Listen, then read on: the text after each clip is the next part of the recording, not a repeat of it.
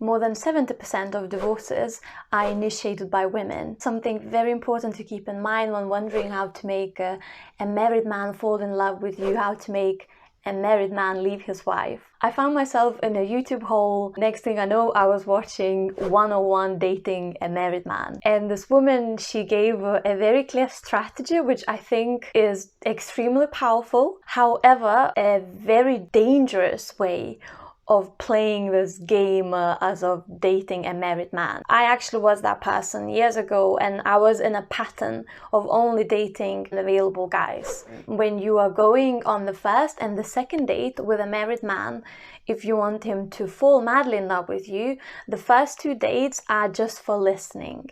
You are here just to listen whatever he has to say, because not only will it help you with the research whether he can provide XYZ that you want, but also this helps him to feel that he matters. He's someone that is worth listening to, because one of the things that married men complain when they talk about wives is that our connection is gone, we don't have sex anymore, she doesn't listen to me, she doesn't respect me. So during those first 2 dates, your job is just to listen. This is what this woman says. Later on, maybe 2 weeks into seeing each other, you call him with a money issue. Straight away he will think, she just wants me for money, but no.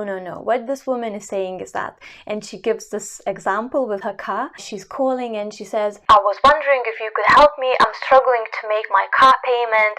Also, my rent has increased. I don't really have much money left. And you are not supposed to approach this as give me money, but more as in, I want your opinion, I respect you, I want your advice on this. So then this man will be like, wow, she really values my opinion. So he will give you some ideas about refinancing, blah, blah, blah, all these things. And then once he does, later on, you send him a message, thank you so much, you helped me so much, this was so valuable again. That is reaffirming of you respect him, his opinion matters. And this is what a man wants. When you maybe been married for 10 years, your wife, she doesn't value your opinion as much as this woman. And then after this advice that you really value, later on when you are going to meet him, you send him a message saying, there's something really important I want to talk to you about. And now this married man, he may start thinking, she probably wants something serious, she wants to ask me to leave my wife, she wants to talk about commitment. However,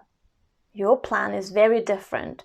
You come to that restaurant carrying a little gift. And this woman is advising that the gift should be under $200. She says how she likes beards. I also like beards. And she's suggesting to get a man nice beard oil or something that he can use. You are meeting this man with that beard oil and you are telling him how because of the advice that he gave you, you were able to refinance your car. Now you got this little money left and this is your last money, and with that money you want to give this gift to him because it matters to you so much that he gave you that advice and you value it so much. This is a little token that you are bringing him to say how grateful you are for his advice. You have to stress very importantly, according to this woman, that this is your last money that you scraped together to give this gift to him. And then as you give that gift to him, you also tell him how you love spending time with him, how you are really attracted to him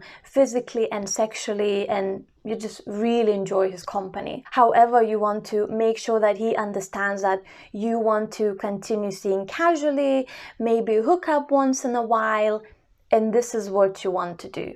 Now, when this man hears this, he's going to think, oh my God, this is a dream. It's too good to be true. How can this even be possible? And then what she says you have to do not finish with your dinner at that restaurant. You're supposed to get a phone call that something terrible happened. Something bad happened? And you kind of disappear for 3 days. He will call you maybe after 1 or 2 days. You don't pick up the phone. You keep him wondering, you keep him hooked, and because this is how the psychology works, that when we can't have something, we really want that thing, this person will be hooked and he will then end up being madly in love with you. Then he will buy you all the Chanel bags, a yacht, a penthouse. I'm not here to tell you whether it's the right thing or the wrong thing to do to use this genius strategy to make a married man fall madly in love with you or leave his wife, but I personally like to build my relationships on trust, honesty, transparency, and respect. And I think when you are playing these manipulative games, putting this performance when you are interacting with this person, what does that say about you? Do you really think that you can build a beautiful relationship when the very base is so crumbled because it's built on lies, it's built on manipulation? Even if you manage to get that married man leave his wife or fall madly in love with you, how long are you planning to continue of playing those games and showing up in some sort of structured way that will get you to XYZ? You will wake up one morning and you'll realize that the person that is sleeping next to you, you don't know him, he doesn't know you either. And it could also be that deep down you're thinking, this is all that I deserve. I don't even deserve someone who's going to be fully present with me and fully invested in me. I actually was that person years ago and I was in a pattern. And if this is the pattern that you would like to break, then make sure that you watch this video here. Share this with a girlfriend that only dates unavailable men. Like so more people can see it, subscribe and hit notifications for more. Thanks so much for watching.